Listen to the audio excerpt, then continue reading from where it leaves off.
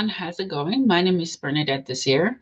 I am the founder and solo host on the Unleashing Potentials podcast. Wherever you're watching this from, a very warm welcome. Maybe you're watching this on Facebook, YouTube, Instagram, TikTok. Welcome, welcome. And I'm just honored to be of service to help other people heal through storytelling and sharing, and also to empower people, to help people realize their potential in every way possible, and to unleash it, excel, and also teach others. So if you've been on the podcast as a guest, thank you. I don't know if I will ever stop saying thank you for sharing your stories, for sharing your expertise, your knowledge, your pain, your joy, your passion, and also what sets your soul on fire, what excites you. Thank you, because you are allowing not only me, but essentially the world, my audience, and your audience as well, and those you serve, the communities that you serve. You're empowering us all to reflect on the true essence and meaning of what this life is, or what life is, and ways that we can surrender, cope, and learn in the midst of chaos. So thank you. In today's video, I'm going to be sharing my adoption story with you guys. I'm going to walk you through my journey in the best way that I can. It's been, I think, over 16, 17 years. So some stuff are a little blurred out, meaning I don't remember them as exactly as they happened, but I do remember, if that makes sense. All right. And I'm just going to walk you through that journey. And I'm excited that you're ready, as I am, to learn more about my journey. All right. And as some of you may know or seen, I've been talking about adoption. First, I talked about mental health. All right. And I shared my journey with schizophrenia and so on. But I've been talking about adoption. I know many adoptees, and I've known many adoptees, and I've known many adoptive parents, and also birth parents who's had to make the gut-wrenching sacrifice of giving up their kids for adoption. All right. Disclaimer, as always, this is my story, you guys. It's my journey. And trust me, I know wholeheartedly how hard it can be for, to resurface all those traumatic memories and stories. This is my story. I'm not saying my story is every adoptee's stories, because it's not at all. It's part of the story, and it's my lived experience. All right. If you do find this triggering, you're welcome to exit and leave the clip.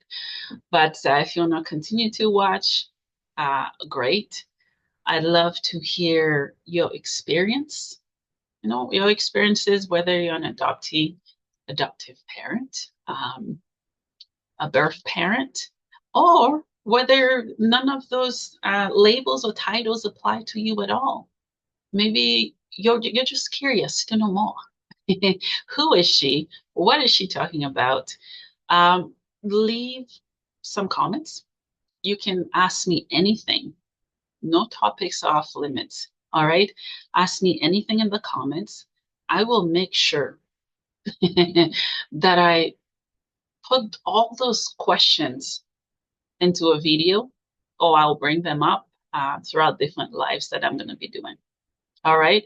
Because I want to hear from you. I want you to be part of this walk, part of this journey with me. All right. And when you guys comment, it truly is inspiring for me, because it gives me it's like a campus. It gears me into the right direction, if I may say this, of what you want to hear, what I'm talking about, because I think it's easy to compare ourselves with other podcasters.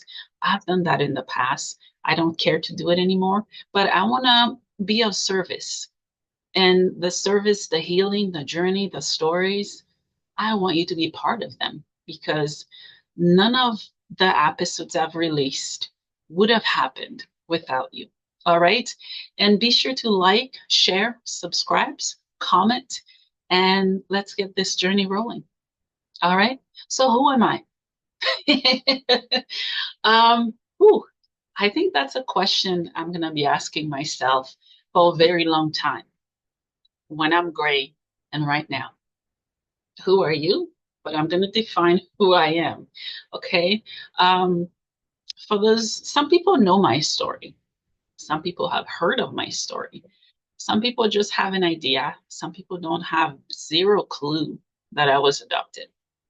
Why? Because I never like to talk about my adoption story because there was so much, still is, not was, so much pain, so much grief, so much anger, so many regrets, so much that was left unsaid, undone. And at times, yeah, I'm human. It's easier to just put a lid on it and just leave it there and not open it. It's like opening a can of worms. And let me tell you, it's triggering, it's pulling out the worst and the very best of my story and of who I am. All right. So, for those who do know or don't know, I was born and raised in Haiti.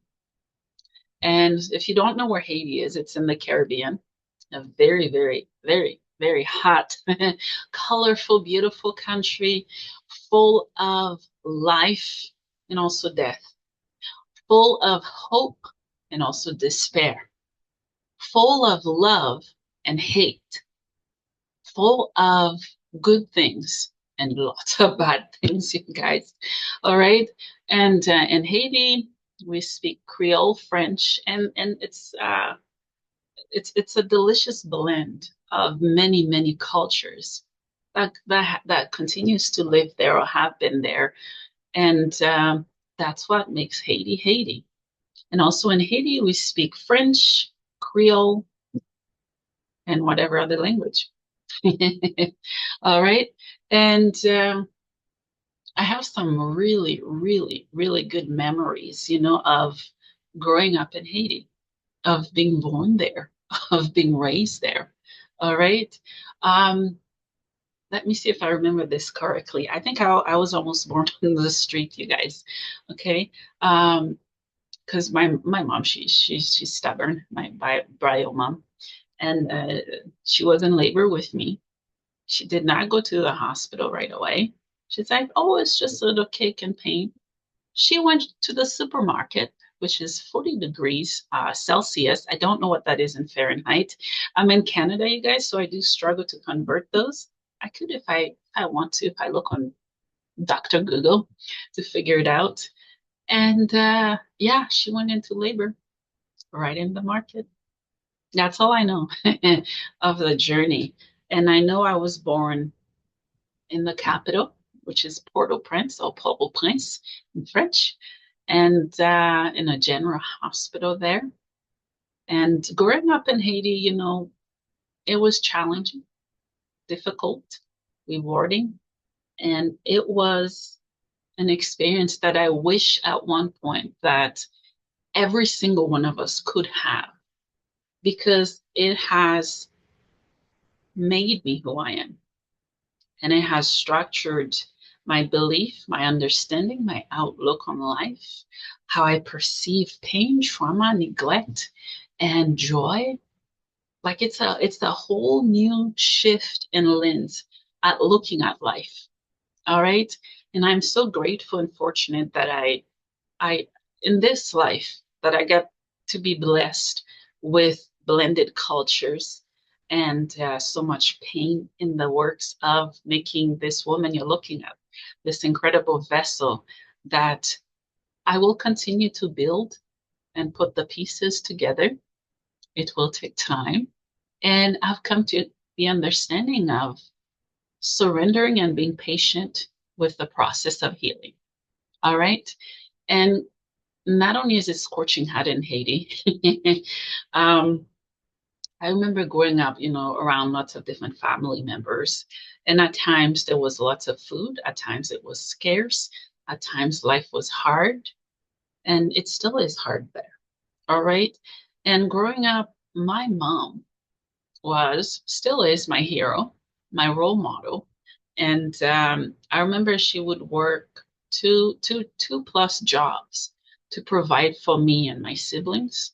And I remember it was a story that she was telling that she got up around very early to sell bread and to get to the supermarket. We have outdoor markets, which you carry food on your head to go sell. And she was held at gunpoint by someone, and they wanted money from her. And it could have gone really bad. That's all I remember of that story. It could have been really bad, but it didn't. And I think God saved her life because she needed to witness her children growing up into amazing, incredible human beings and adults. And I think and know and believe wholeheartedly that God saved her to remind her of his power, his will, and his ways, and to say, I say when life is done for you. All right. And yeah, that's a bit about my mom. I'll attach more to the story. But my dad was here and there. He wasn't around as much. He wasn't really a father figure. He did not play the role as he should have, right? And he was very abusive towards my mom, my bio mom, and also my siblings. And he'd beat her, slap her, and many other types of abuse in the home. And he had affairs with multiple women, you guys. And he ended up having kids with them. I have siblings, up to this stage that I have no clue where they are, if they exist. I've had people reach out to me and say, I'm your half sister, I'm your half this, half that. And I'm like, come again? Because there was a lot of secrecy, um, a lot of pain, a lot of anger, and a lot of that was left unsaid that should have been said. And mind you, though, I was young. I'm only speaking for myself in my story. I forgot to mention that to you guys. All right. I want to choose to respect my siblings' path and journey and story. I'm detaching them from that. You'll hear me talk about my siblings, but no names will be given. It's not my job to tell people's stories. It is mine. All right. So I thought I'd put that out there for all you beautiful people. Okay.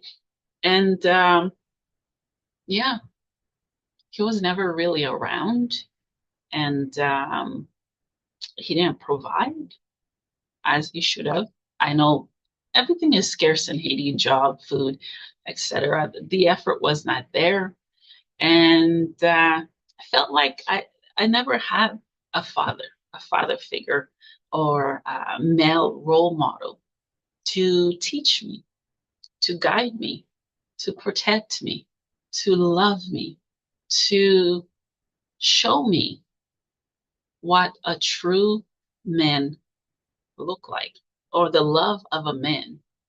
So therefore, because of that, I think it has uh, not only cracked me open in so many aspects, it has led to me making very, very unhealthy decisions in relationships with men, not only men, but in relationships. And I know some of you can relate to what I'm sharing. It has led to that.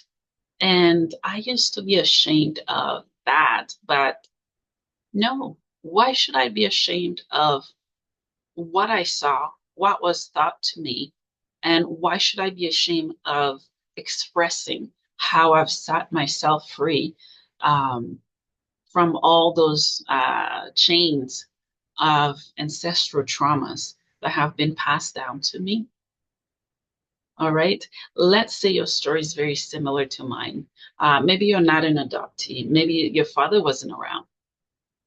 There was abuse in the home, drugs, and whatnot. I truly hope that you can find peace within your struggles, within the chaos and the amount of grief and pain you've been through to come out, to share your story, to proudly say, this is who my parents are or were, and this is who I'm choosing to be. All right. I hope you can surrender and find that in your heart to do because you can. All right. Let's get to the next part of my story. Um, I spent most of my childhood and preteens in an orphanage in Haiti. I'm not going to give the name of it. There are lots of different orphanages in Haiti, as some of you may know. And, there were ups and downs. All right. Just like I've shared, there was ups and downs, growing up. And yeah, I grew up with my parents, with different family members. I jumped from different homes to homes. And it was difficult at times in the orphanage. And during my time in the orphanage, I experienced many, many different things that you wouldn't think would happen in a setting where there are kids. And there was some incredible, profound moments and memories that felt like it was just yesterday, that I will never forget. That has made me who I am.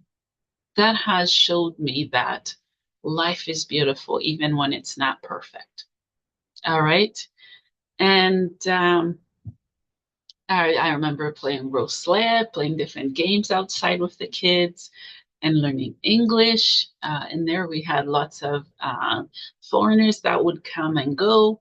And we built a home for them in our hearts and vice versa. And very young, I would skip rope, go to the supermarket, and do different things, swimming, explore the country, go for walks, going to school. Let me talk about school, you guys. Growing up there still is.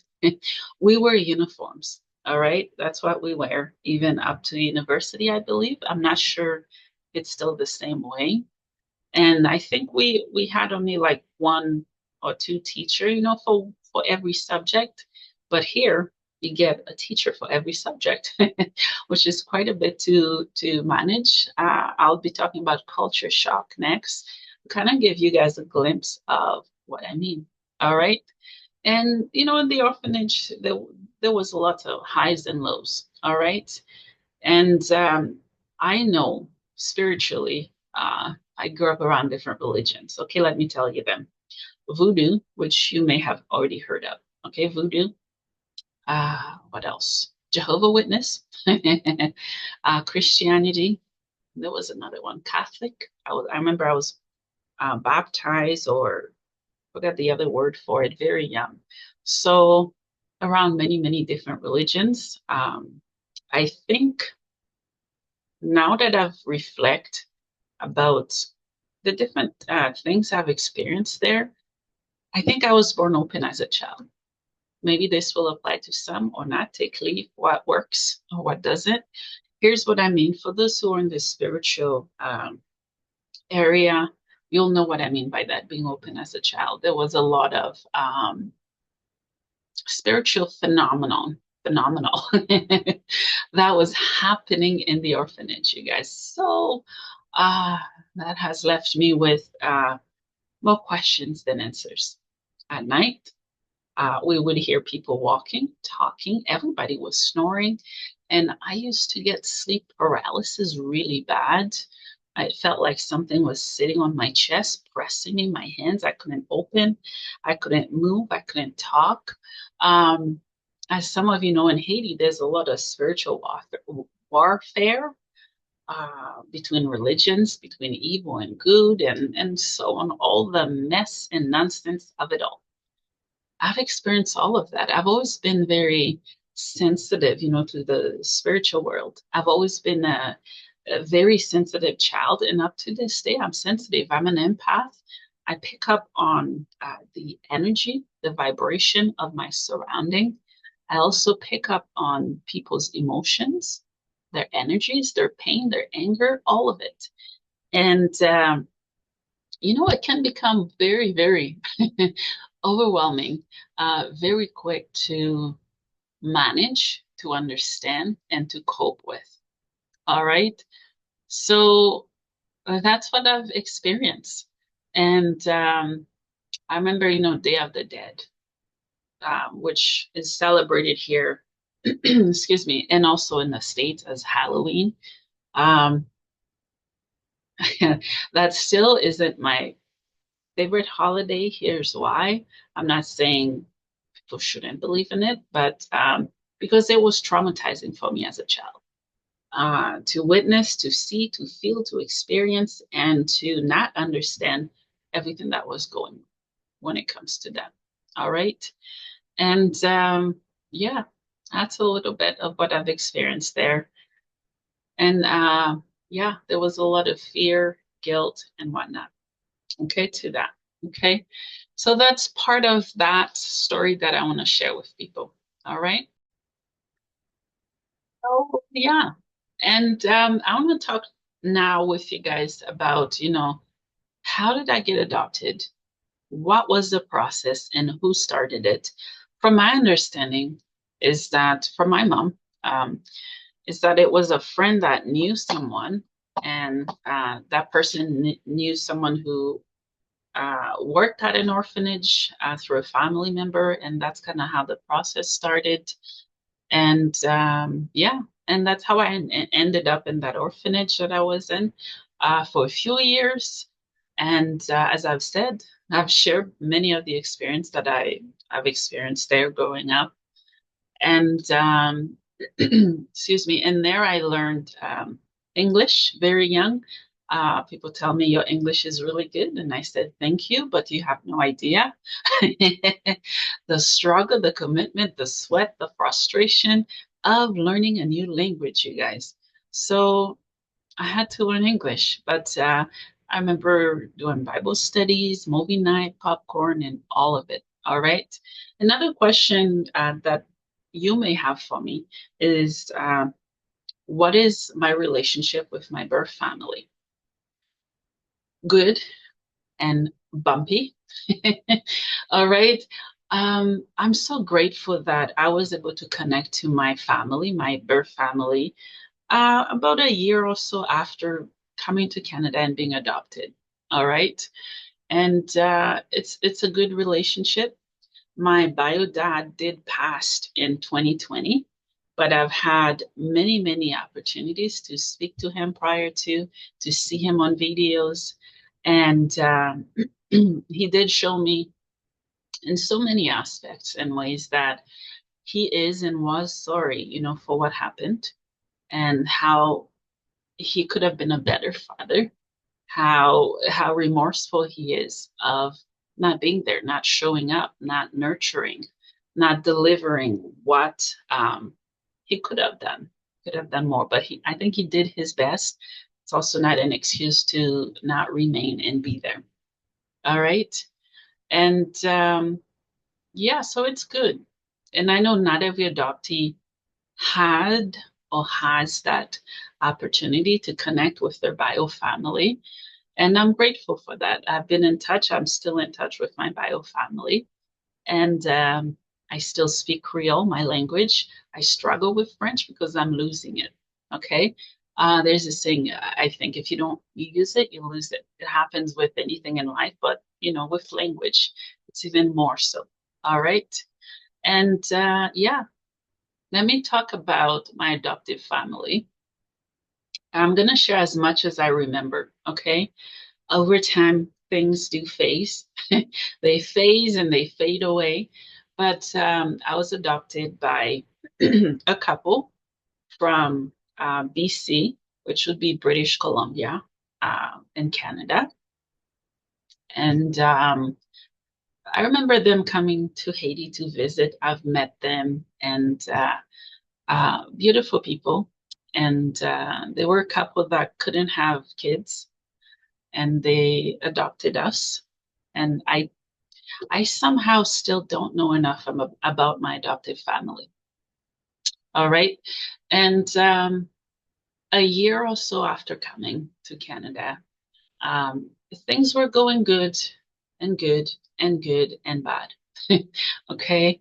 There was a lot of emotional abuse, uh, sort of physical abuse, neglect, and disrespect, and lack of care to show love and to also be parents. I think in the beginning they did try. They would take us throughout different places across Canada for trips, different vacations. I remember being in different summer camps and whatnot. But all of this it sounds great. It's fluffy, it's great. And then it crashes. It did not remain that way. I remember sharing, there was a time that we were put in a freezer room. Let me explain the freezer room part because I've mentioned that in a very popular podcast that I was part of, I think last year or the year before. It's like a pantry room. There's the freezer and other dry foods. Okay. I wasn't put inside a freezer to clarify for people. And the door was locked. It was a form of punishment for not listening, that I was put in there. Okay. And there was lots of good memories, but over time, those kind of behaviors and patterns of abuse, they just got worse and worse and worse to the point that um, social services had to take me away, me and my siblings, but me away.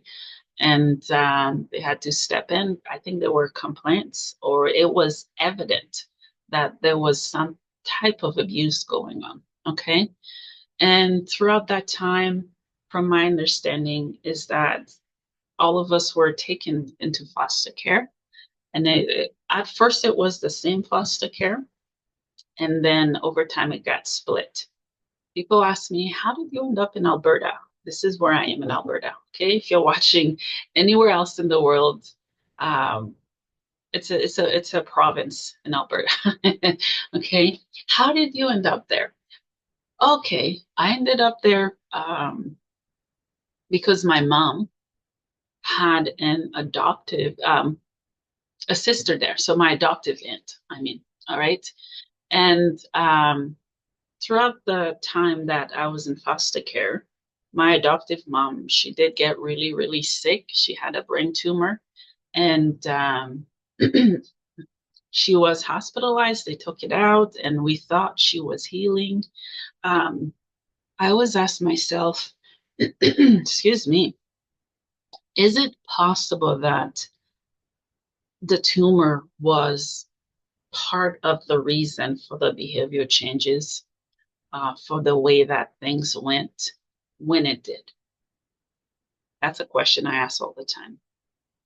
And I remember being in foster care, and I came here after being in foster care because I was 17 at the time. I was still a minor.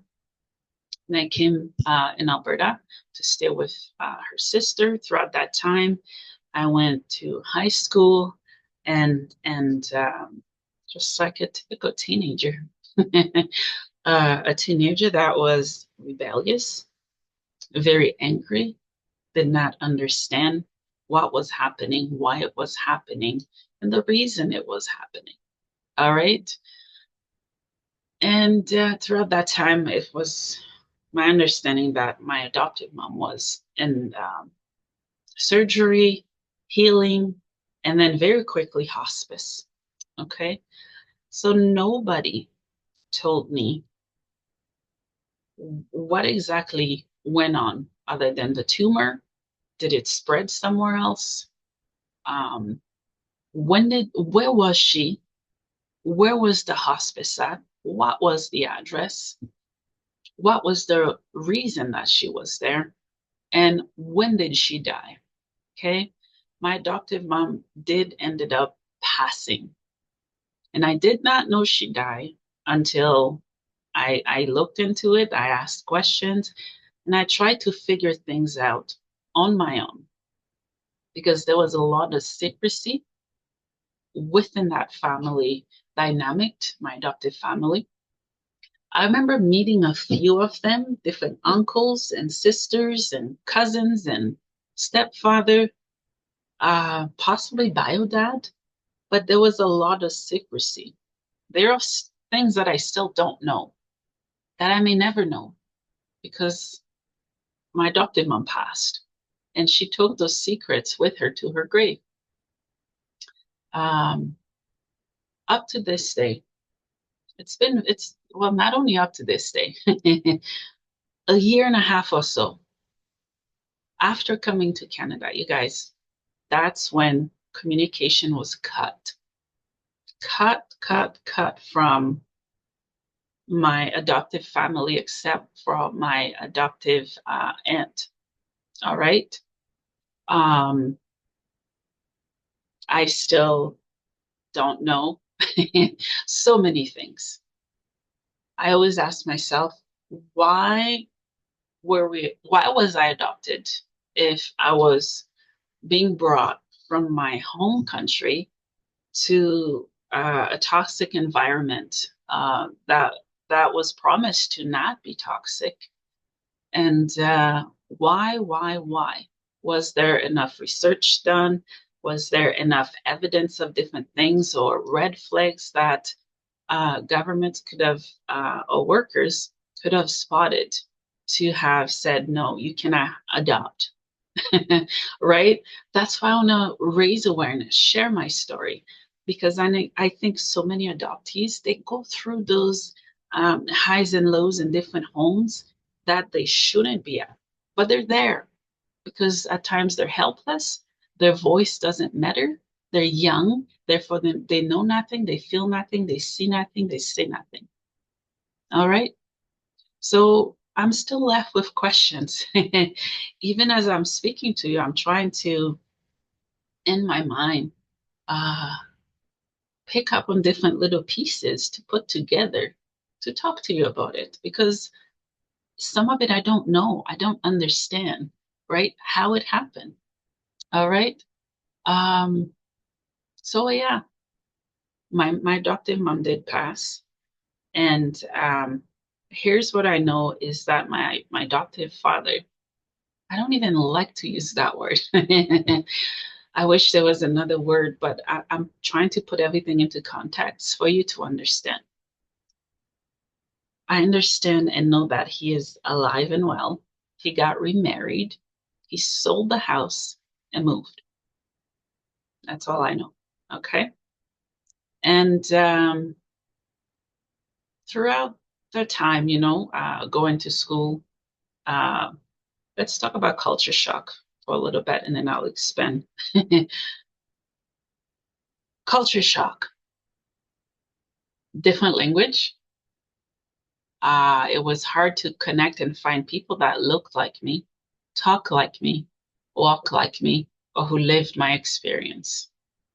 I don't know if you can relate to this. Maybe you can. As an adoptee or adoptive parent, um, you find yourself vice versa adopting a Black child, a biracial family, okay? And then vice versa, you adopt a Caucasian child. People make it very obvious that they are different from you, even though you may never, ever, ever think of it that way or see it that way. People make sure they tell you, hey, you're Black, you're with a white parent, you're an orphan, you're not needed, you're not loved, you're unwanted. All right. These are the basic things which shouldn't be basic at all, which shouldn't exist, that I had to go through as an adoptee. Identity crisis. And that's the best way I can put it. All right. So I faced that in schools and playgrounds, wherever I was at.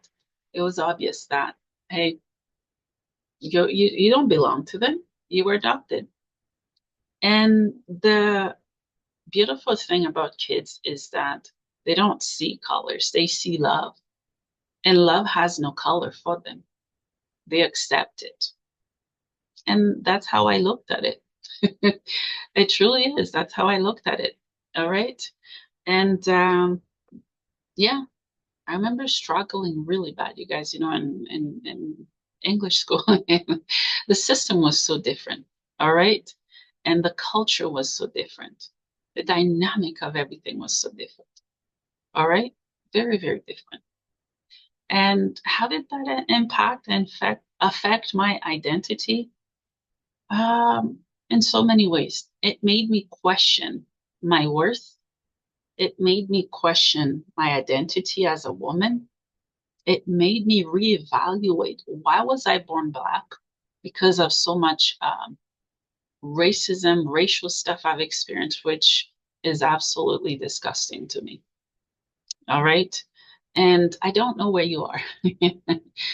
Is that, here in Canada, we have nice racism.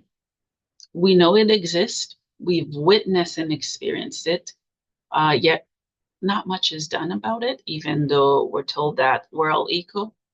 Doesn't matter your race or religion. It still happens. Okay. And that does impact someone, whether it's for a few years, a season, or for life, especially as an adoptee. You question, who are you? I had to define that, because the people that were supposed to walk me along that journey and the process of it left, willingly and also unwillingly. All right. So I had to define who I am as an adoptee, and the struggles. All right. And my identity, it's shaping me to be better, to be a better version of myself. All right. And I remember, you guys, on a side note, first time I saw snow, spent hours in it, almost hours, maybe an hour or two, just playing it. So there were good things that came out of, my journey, my story. All right. And yeah, I hope, by me sharing my story, that it continues to bring hope and clarity and understanding, into who I am, why I am the way I am. And I hope that it's a map, a guide to help you come forward, to share your journey, your story, without having to explain who you are, and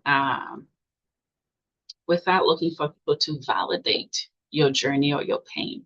Because I believe you hold the key to your future and also to your past, all right?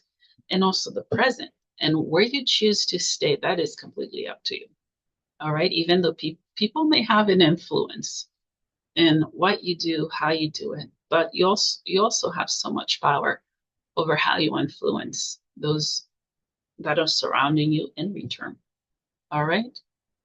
And yeah, I know that as an adoptee, you may feel that you have to put on a facade, hide behind the mask, hide behind all the pain, hide behind all the questions that you have, and all the trauma.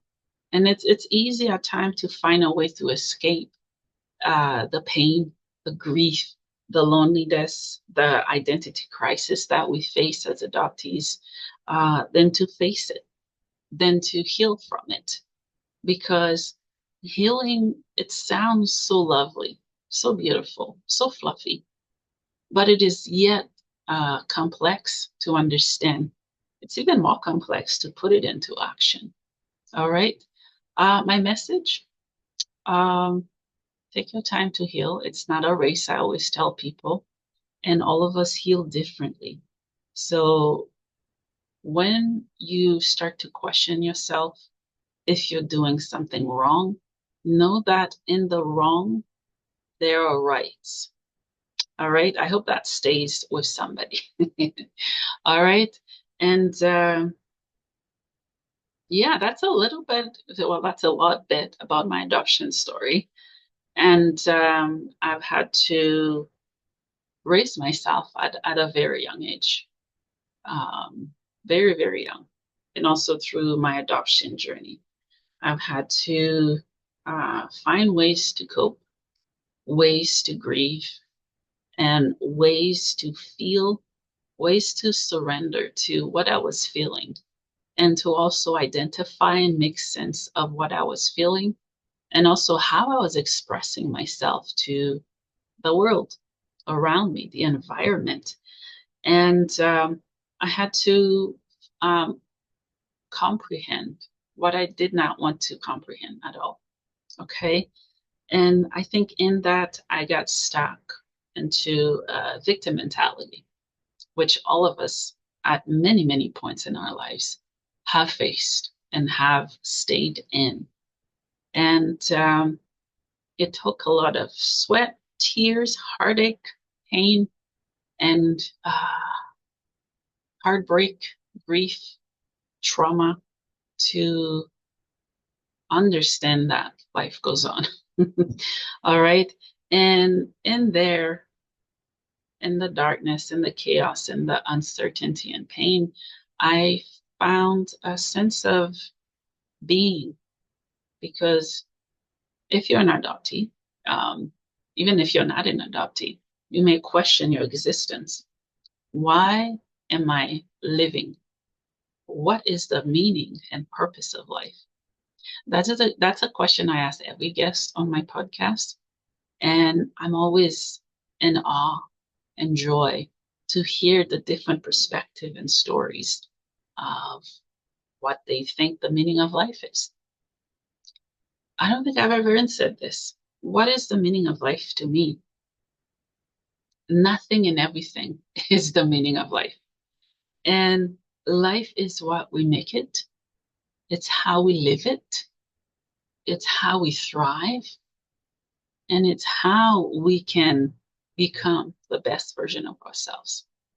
And next time you find yourself suppressing who you are because of past traumas, next time you find yourself questioning your identity of where you belong, where you don't belong, understand and realize that you belong exactly where you are.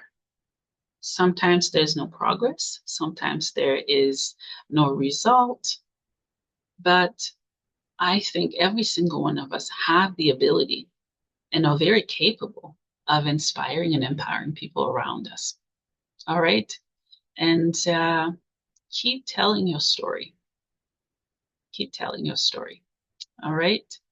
And yeah, I hope, through me sharing, I'll keep saying it over and over, that it empowered you to share, to overcome, and to know that you're not alone in your journey. All right. So, yeah, that is a bit of my adoption story. You may find different times or clips where I share specific other things relating to that. But that is essentially my hope, to uh, be a vessel, to share my experience, and to help people heal, because healing hurts. It takes time, and it takes a lot of dedication and understanding to recognize what we need to heal. All right. So, yeah, that is my journey. And yeah, to this day, I don't have adoptive family members. Not even one stayed around. Cousins, extended cousins, nothing. And I've been on my own for a very long time, very, very long time. And I get the sense that if my adoptive mom was still alive, that she would have somehow stepped up and take charge of the role that she promised. That's what I feel. All right. And because I get asked quite a lot, what is your story? Oh, that is a big chunk of my story that I just shared with you, as an adoptee. And I can't wait to continue to share more with you guys, okay? Because I want to remain open, authentic, and understanding. And I want to continue to connect with you guys on many aspects, okay? Personal level, because if I'm asking you to show up, to deliver, to share, to open up, to heal, if I cannot do the same, then I don't own the right to ask you to do it, okay? And I've been sharing based on my experience. And I'm nobody and I'm everything. I don't have degrees in my name. Like, in society, culture, there are different lines of things that people achieve, therefore they're more important or special. I define and redefine myself. And this is my story. It's my adoption story. And I hope that somehow my story has ignited something in you to heal, different way of looking at life, different ways that you can continue to overcome the obstacles that you've been through. All right. And I want to say thank you to adoptees that have reached out or have been on the podcast over the course since I've started it. Thank you to adoptive parents who have stepped up, delivered, and have been on the podcast. And thank you to birth parents who had to give away their kids, not because they don't love them, because they love them. And thank you to everyone else for watching, for listening, for walking alongside me in this journey. I honor who you are as I honor who I am. And I am you, we are we, and we are one. Again, my name is Bernadette. I'm the host of the Unleashing Potentials podcast. Thank you so much for watching. Continue to watch, and can't wait for what's next. Thank you again. Take care, guys.